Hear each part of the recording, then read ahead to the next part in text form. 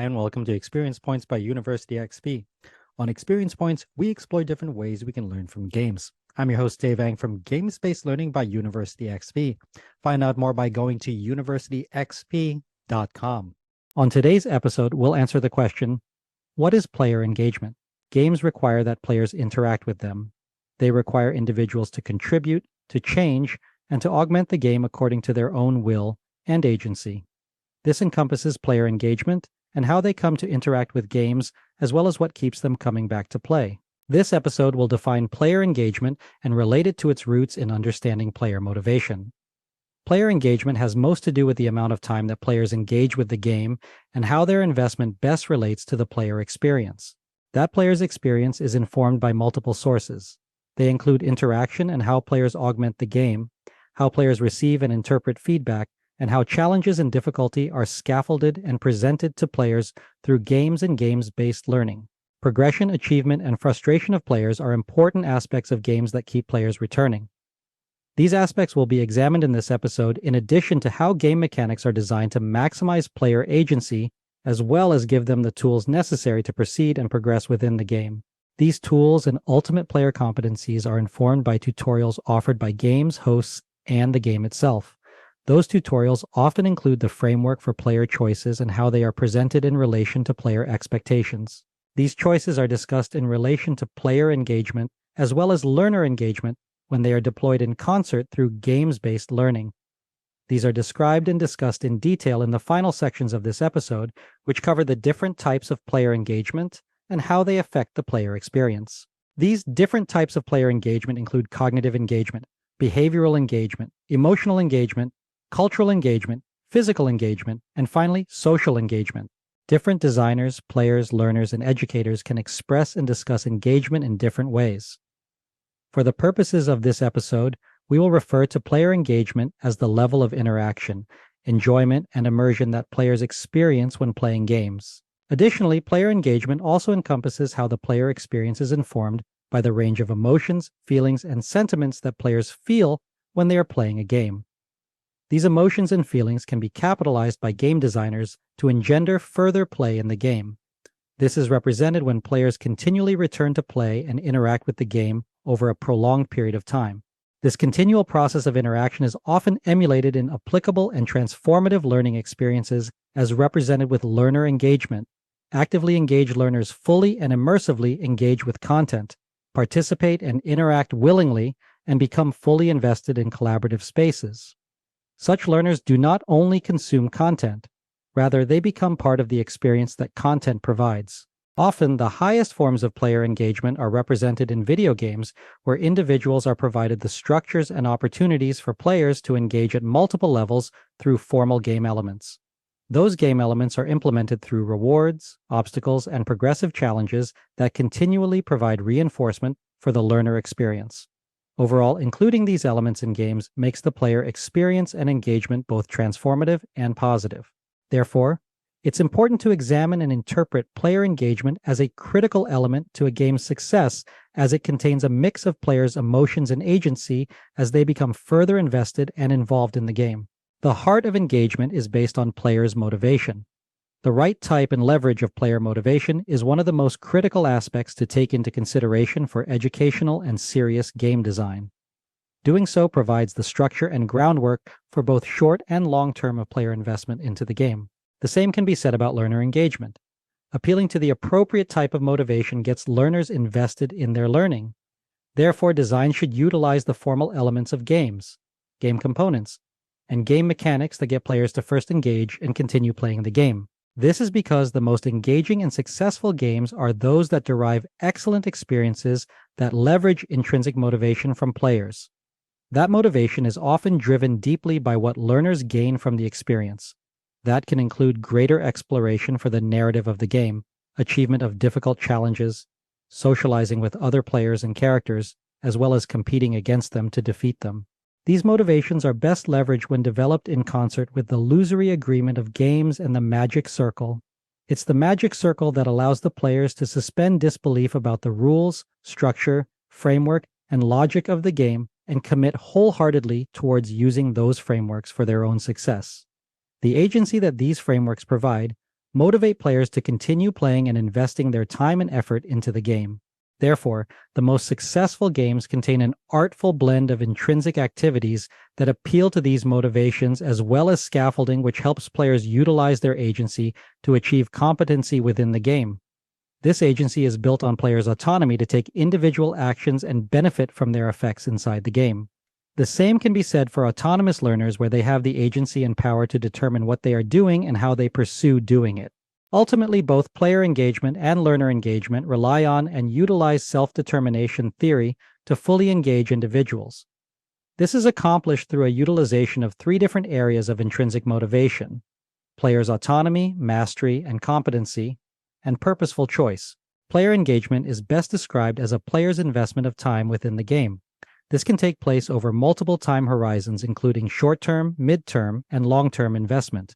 Short-term investment prioritizes players to complete clear and present challenges within the game. This often includes tactical moves for real-time strategy games, as well as individual players' moves and actions in tabletop games. In whole, these short-term engagements are based on the core loop of gameplay for the player. These short, repetitive, and frequent activities are also represented in learner engagement through applications of microlearning.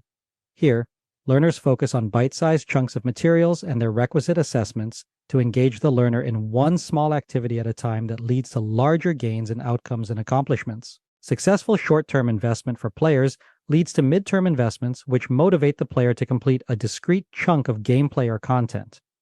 This could include various units such as chapters, levels, and missions in video games, as well as round and phases in tabletop games. Player engagement achieved here bridges the gap between short-term core loop engagement and long-term player engagement. Finally, long-term player engagement motivates the player to complete and finish the game. These can be accomplished in step with actions, activities, and assessments which evaluate and challenge individuals throughout gameplay. However, summative assessment often represents the pinnacle of achievement for players. These summative assessments for learning often include final exams, projects, or presentations. In video games, they are represented by mid and end level boss fights, as well as intermediate and final scoring rounds for tabletop games. Appealing to players' motivations through short-term, mid-term, and long-term engagement encourages players to dedicate and invest time in the game. Doing so with educational games help individuals also achieve the specified learning outcomes of the game. Motivation is an important and critical aspect of player engagement.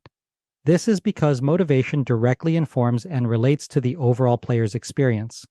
Often these are based on hooks on what gets the player invested in the game, as well as other means that keeps the player engaged. Commercial games offer player hooks by addressing a need to entertain oneself and pass the time.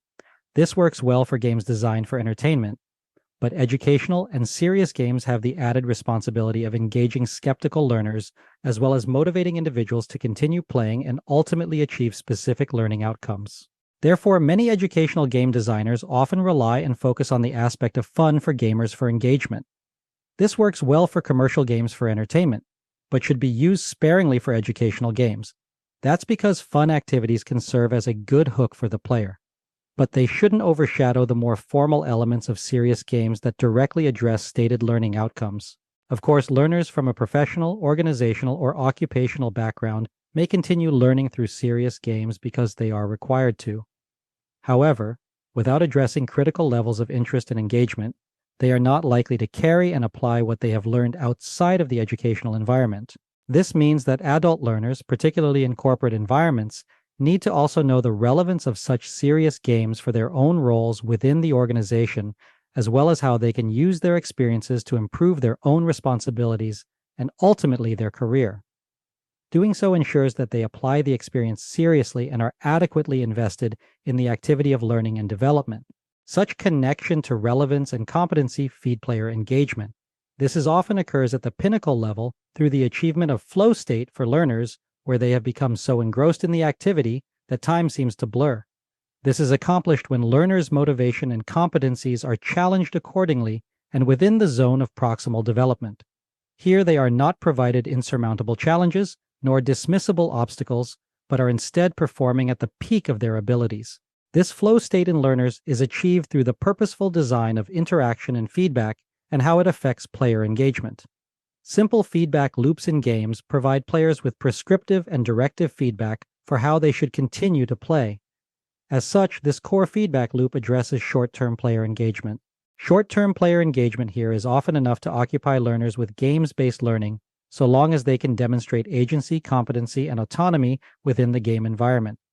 Doing so is important because individuals require a specific level of freedom to play the game that isn't prescriptive. Rather, they must be given a choice for how they want to play and continue to play. Designers may choose to reduce or limit players' own agency and achievement in the game, but at their own peril.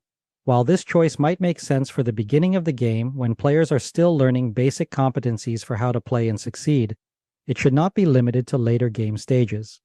That is because the form of immediate feedback provided to players provides a critical level of reinforcement for game activities and learning, which directly influences player engagement. Both challenges and difficulty play a critical part in keeping both players and learners engaged. The optimal state is one where they won't become frustrated, overwhelmed, or bored. This is often represented through the flow state in games. It is a mindset where someone becomes so engrossed in an activity that they do not experience the passage of time. Such a state requires that players be challenged, but at the correct level. Games and learning must be sufficiently difficult, where they require effort, perseverance, and problem solving so that there is a sense of accomplishment when completed. Likewise, they can't be so difficult that players become frustrated and give up. Rather, both excellent games and excellent instructors adjust to facilitate the engagement of new players and learners so that their determination is encouraged and their wins earned. Thus, with learning, it is to the advantage of the educator to develop some kind of skill or tangible rewards or takeaway for the learner. This represents a form of accomplishment that an individual can aim for. Games often accomplish this by using some kind of in-game reward or currency. Doing so rewards players by helping them play the game better, and at a more challenging pace that keeps up with their newly developed skills. This is often observed in games with action systems where skills and challenges are progressively balanced against players' competencies. Balancing games in this way is even more challenging when considering the skills and competencies of other players, as they represent a value that is not always known to the educator. Therefore, it is important for both designers and educators to curate and match players of the same or similar skill set to provide the adequate amount of challenge for players. Similarly, designers and educators can also augment the environment and change the style of play for more skilled players. Doing so ensures that these more advanced individuals are challenged at an appropriate level and don't negatively affect the engagement of more novice players. In education, this is seen by offering educational content and outcomes that are structured differently and cater to more advanced individuals. Conversely, designers can also balance the player's experience by either helping the weaker player with a handicap or disadvantaging the stronger player. There are many ways in which this can be accomplished that are beyond the scope of this episode. However, some of the most popular are starting score or resource deficits or advantages for advanced versus novice players. Perhaps the best way to balance the player's experience for differing competency levels is to dynamically adjust the game or learning environment based on the needs of individual players. Compared to static adjustments, dynamic adjustments provide players with new relevant goals and achievements that better accommodate players' autonomy. Challenges and difficulties for players and learners alike directly inform how individuals progress and achieve within games and learning environments. As was previously mentioned, achievements and rewards can often encompass in-game items such as currencies that provide players with a sense of scale, achievement, and competency within the game. These represent one such way in which progress is commodified in games. But perhaps the more necessary outcome is not what you use to commodify progress, but the importance around recognizing and rewarding it. For doing so ensures that player engagement remains high and relevant for individuals. This is even more important for long-term player engagement, as it provides relevancy and connectedness for individuals to continue engaging in the long term. You can determine how players progress in your game or learning environment by analyzing your system or course to determine how, when, and why individuals invest themselves and how progress is recognized. This is most easily observed in video games where players can see how rewards and currencies that players acquire change and augment the way that they play the game. Therefore, designers can use in-game rewards as a way for them to promote certain player motivations. Some of the most common game currencies are represented in points, levels, and status. Similarly, these are also represented as gamified assets in loyalty programs for different companies and credit cards, which also seek the same long-term individual engagement from their customers. Despite whatever currency the designer chooses to use to reinforce player progression, they must do so in a clear, communicable, and regularly reinforced way to maintain player engagement. This aids in the transparency in the player engagement progress where frustration is focused on actual player challenges and not on how they are recognized for surmounting such challenges. Challenges, difficulty, progression, and achievement are experienced by players in games through the application of game mechanics. Various game mechanics can be applied to motivate players to continue to engage as well as increase retention. However, mechanics still represent tools for designers, developers, and educators. Through their appropriate use, they can create strong, engaging, and enjoyable experiences for players and learners alike. Some of the most common mechanics that are used in games reinforce player behavior through points. Those points can take the form of different players' currencies that serve as rewards for challenges. Points can be gained by players for engaging in the core loop or core game mechanic that is dependent on the specific outcome of the game. While not all mechanics relate to gameplay elements, they remain critical parts of the end user's experience. Some of those mechanics allow players to adjust and change the cosmetics of the game, as well as playing the game using alternative characters and avatars. Doing so provides players with the means of revisiting certain parts of the game again through the lens and bias of another character or player. This is especially beneficial when using simulations for teaching and learning, as the same scenario can be revisited several different times with varied objectives and outcomes in mind, the results of which provide players with viewpoints that vary from their own. All these factors combined help to connect outcomes to components and mechanics, the results of which are often enjoyable games that further promote player engagement. Perhaps one of the most common scenarios that inform player engagement is the tutorial at the start of the game. This can come in many forms from live game hosts and in-game walkthroughs. No matter how they are deployed, they remain structural components of player onboarding before they begin playing the game. Player tutorials are meant to demonstrate for the player the core competencies necessary to begin play. These are important milestones for players to achieve during their player journey, as well as for them to become and remain engaged in the game. This is especially important for complex games that are often targeted towards the hobbyist or hardcore player demographic. This is necessary as a means of establishing and promoting resilient player engagement. However, for simpler games, this is often not the case, as these kinds of games don't require the same level of in-depth overview as more complex ones. Often this is observed through experiential learning through gameplay, especially with games with short core loops that can be learned through trial and error as well as experimentation. In these scenarios, it often makes more sense for players to begin playing the game rather than providing an in-depth overview and detailed tutorial prior to play. One of the most consistent areas necessary for improvement of player engagement is the breadth and scope of choices for players. These choices should support self-determination theory by promoting player autonomy, competency, and relatedness. In all, these choices should meet the player's expectations for what they intend to achieve from the experience. This also relates to learners' experiences, as determining what they want and what they intend to accomplish is key to development of relatedness in individual choice. This is critical for mastery, as learners need to know what they need to do and accomplish to be successful. Therefore, learner control and player engagement go hand in hand in determining how successful and engaged individuals are. Specific configurations of formal game structures, goals, objectives, achievements, and rubrics go far in determining how individuals perceive the learning and play environment. Therefore, a balance must be struck by designers and educators alike when designing serious game mechanics that challenge and support learners while also providing them the agency to make autonomous and interesting choices with constraints. This is often where games excel, as they provide players with a set of actions and choices provided in a structured and rule-based environment. Some games go further in providing a sandbox for players to explore, whereas others are designed as highly prescriptive of what players can and cannot do. The same can be said for learning environments, which can be equally open or constrained. The ideal environment is not one extreme or the other, but the one that caters most closely to the need and abilities of the individual player. While game choices can affect and influence the player's environment in many ways, player choices don't need to always be so consequential. Instead, options can provide players with the ability to make cosmetic or aesthetic choices in games. While these may not have a critical impact on the game state, they go far into augmenting the player experience and engender greater player engagement. Player engagement focuses on individual players' introduction, engagement, and eventual retention within games. However, what is learner engagement? Learner engagement shares many of the same characteristics of player engagement. However, learner engagement involves individuals' cognitive and emotional energy to accomplish an educational task. Catering to such outcomes helps learners achieve educational outcomes, academic achievement, scholarly persistence, student satisfaction, and community development, to name a few.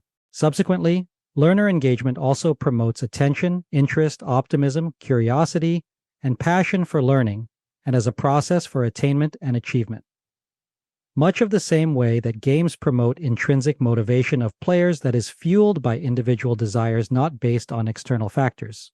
Therefore, both player engagement and learner engagement focus on whether sufficient individual motivation has been catered to help players and learners invest themselves into the experience. Player engagement in serious games can be leveraged to promote academic engagement to help individuals become more present, attentive, and invested in accomplishing stated learning objectives. Such investment also promotes individuals' curiosity, interest, and passion for engagement in learning endeavors. Such engagement can be accomplished in learning environments when both serious game developers as well as educators prioritize strategies which cater to specific characteristics of learners. Those characteristics include developmental, intellectual, emotional, behavior, physical, and social factors that enhance individuals' investment and engagement. As a result, engaged learners make a full investment into learning activities that encompasses pride in accomplishments for what they've learned and skills that they've developed as a result. This often takes place when learners interact and cooperate with their peers, classmates, and instructors in the learning environment. Therefore, a more succinct way of summarizing learner engagement is the promotion of a successful learning experience for both learners and instructors alike. This often comes from serious games that promote learning through an iterative and experiential process. This means that learner engagement should be a top consideration for both educators and serious game developers. Given that successful learner engagement enhances individuals' abilities to retain new knowledge as well as observe consequences for the application of outcomes to opportunities outside of the learning environment. A specific area where both player engagement and learner engagement can be combined is games-based learning. This is where games are used as a medium for teaching and learning. Thus, there is some overlap between engaged players and engaged learners. The result of which is that games can act as both catalysts and primers for deeper learning engagement by providing a setting where outcomes can be demonstrated in a format which prioritizes individuals' agency. Both applied games-based learning and gamification can be used to aid in individuals' learning and engagement. That is because the same concepts that makes games interesting can be utilized to engage individuals to apply what they have learned in different settings. This is best achieved when both the game's mechanics and the specific learning outcomes and activities are intertwined in a way where the learner must apply and experiment by putting learned knowledge into practice. This is why simulations and scenarios are popular choices for learning and development because they offer a practical method for simulating how learners may use new knowledge in the field. This close juxtaposition of learning activities, experimentation, and games-based learning provides a framework where learners have maximum agency in developing ways in which they can solve problems using their acquired or developed knowledge. Therefore, this makes games-based learning a useful and applicable tool for educational outcome attainment that can be applied at almost any educational level. Both player and learner engagement share many of the same characteristics. One major aspect that is included for both sides is the different ways that both learners and players can be engaged. Often this occurs through both learning and play when individuals are provided the necessary information and structure to develop base competencies. Those competencies are then applied through the game or the learning environment where they are recognized through the accomplishment of objectives, goals, and achievements. Both learner and player engagement require that the individual take on an active role in the process. Passivity is not a welcome model for maximum and impactful engagement. Therefore, learning and progression most often occurs when there are opportunities for individuals to take active, determined, and purposeful action in service of learning outcomes. This type of active participation occurs in the following 6 types of engagement. They include cognitive, behavioral, emotional, cultural, physical, and social player engagement. Cognitive engagement is shared by both players and learners alike. It focuses on attention, memory, and general problem solving. These can most clearly be seen in games that include some kind of problem-solving element, logical deduction, or spatial reasoning. Relatedly, learners can be engaged cognitively when there is intrinsic interest and motivation into the curiosity of a topic. This level of interest is important for ensuring that learners are active and committed towards the pursuit and completion of the learning outcomes for the environment. This is often demonstrated when learners make a concerted and united effort towards those outcomes and persist towards its completion. Therefore, both players and learners can be motivated cognitively when there is a cycle for active and positive reinforcement through their work where they both attain new knowledge as well as demonstrate their competency. This can be seen in games where players execute base-level efficacy in game mechanics as well with learners when they can apply what they've learned experientially. Both players and learners can also be engaged through their individual behaviors. This is seen in gameplay by observing when players take actions incentivized by designers within the game. This is often seen in games through level design, which provides paths for players to take and follow that incentivize certain directions over others. Players are given the agency to take any route that they wish, but some routes offer certain rewards and feedback compared to others. The way that game mechanics are developed and deployed for serious games are done so to encourage specific psychological and behavioral drives. This is seen in different player types, such as with Bartle's player taxonomy with explorers. Explorers are incentivized to explore areas and different offerings of a game. Therefore, serious games can be designed in ways that provide ample opportunities to explore, find, and discover these areas on their own. Behavioral player engagement is also reflected in behavioral learner engagement. That is when learners invest personal effort into completing a learning task, as well as their ability to follow instructions within the confines of that task. This is often seen in learners' engagement of different assessments in learning environments. It could also be reflective of how serious games structure and propose different player objectives, mission, and goals for players to pursue and accomplish. Emotional player engagement and learner engagement differ slightly in application. Emotional engagement for players refers mainly to their internal feelings and emotions when they are playing a game. As such, these feelings are highly subjective and vary greatly and widely from player to player. This also means that players engage emotionally with games based on the type, kind, and depth of experience they have playing them. These experiences can be new and novel when players experience a game for the first time. They can likewise also be nostalgic, as more experienced players return to a game that they played years ago during the formative moments of their gaming careers. In both circumstances, learning and serious game designers can focus their approach on choices that form and evoke strong emotional responses from players. Those responses could then be leveraged to increase overall engagement and investment in the game. These could further be connected to learners' emotional engagement when learning content, such as with serious games, involve various narrative elements such as storytelling, character, development, and analogy through moral character choices. Such elements are already included in many in-depth role-playing games, therefore they can be connected to learning outcomes in a more holistic application of games-based learning. Therefore, the most promising learning games are those that engage players in various respects. That includes cognitively through a practical and applicable content-based approach, as well as an emotional and relational one. While emotional player engagement may be more difficult to target because of subjective player experiences and backgrounds, cultural player engagement provides a more contextual approach for educators and designers. This is because cultural learner engagement has to with how the training or outcomes of learning relates to and reflects an organizational or institutional culture. Similarly, cultural player engagement also includes how players interact with the game within a specific cultural context. This could include societal expectations or normative behaviors that form the basis of players' lived experience. Such discussion is beyond the scope of this episode, but still provides the context necessary for how culture informs and determines how players engage with games. Therefore, if learning game designers are creating serious games for specific populations, they can do so within the realm of that group's cultural values, traditions, and themes. Doing so would ensure that the learning game content is received and interpreted in line with the expectations of learners. Practically, this can be accomplished by designers incorporating elements from the players' cultures into gameplay, narratives, as well as different aesthetics within the game. Doing so means the creation of compelling game elements serve not only a structural purpose within the game, but a contextual and cultural one as well. This means that knowing how to design, develop, and implement interactive narratives within the frameworks of learning games further promotes the agenda for creating useful educational interactive media. There is somewhat of a disconnect between player and learner engagement when it comes to physicality.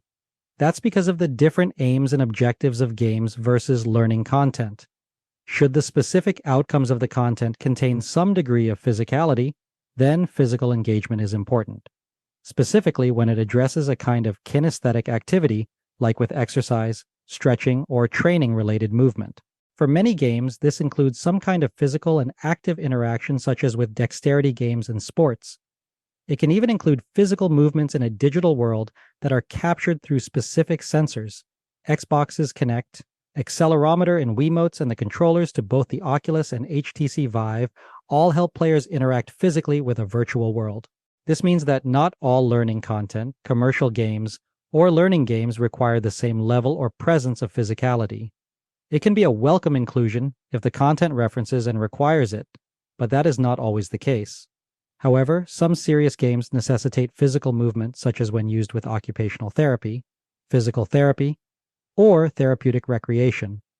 Such applications can be employed to evaluate both players' movements as well as their own spatial awareness. Ultimately, the inclusion of physical engagement for learners or players will be dependent on the specific aims and outcomes of the designer, educator, or instructor. The role of physical engagement is to create a more immersive and interactive experience where the lines between the early and imagined world in the magic circle are blurred. Such blurring provides individuals with a deeper level of involvement in gameplay by relational learning, the consequences of which enhance their presence and agency in the game, thus making the experience more engaging for individuals. The area that both players and learners share the most common characteristics are through social engagement. This is often seen in games when players engage with one another as a means of interacting with others and as the basis of social experiences. The creation of this social engagement does not include only learners. The development of positive social relationships between educators and students can also aid in the development of a positive learning environment. The relationships for learners can be developed further with adult learners who are able to bring their own work and life experiences into learning, the results of which are the development of greater relevancy of their learning to their everyday activities. This outcome can be combined between games and learning with games-based learning when individuals are structured to work with one another. Increased student engagement in both collaborative and cooperative environments help keep students' engagement and motivation to learn. These kinds of in-kind social exchanges encourage variable factors such as trust and fairness across relationships, which help develop both formal and informal learning networks. The creation of these learner networks also increases individuals' participation through means of active feedback, iterative improvement, and emotional support for each other. Isolated learners are provided the structure through this social construct to interact and engage with one another through social engagement. Social player engagement can be leveraged in serious games and learning games as a means to form and determine how players will interact and communicate with one another through the consumption of learning content. The method by which this takes place can vary. For competitive interactions, features such as leaderboards and point systems help differentiate the success of players compared to each other, whereas other more collaborative frameworks such as support roles for role-playing games help emphasize how and when players assist in achieving a common goal through indirect activities. This episode examined the term player engagement and what it means for players, learners, and games-based learning. Player engagement was defined as well as how it relates to motivation of individuals. Time investment into games was covered, as well as how the overall structure of games affects and influences the player's experience. The player experience was covered as a means of better understanding how players engage with games via interaction, feedback, challenges, difficulty, progression, achievement, and frustration. All these considerations were examined in relation to game mechanics and game tutorials as part of the game design process. Player choices and expectations were reviewed as part of the player engagement process and the different elements and how they relate to overall learner engagement.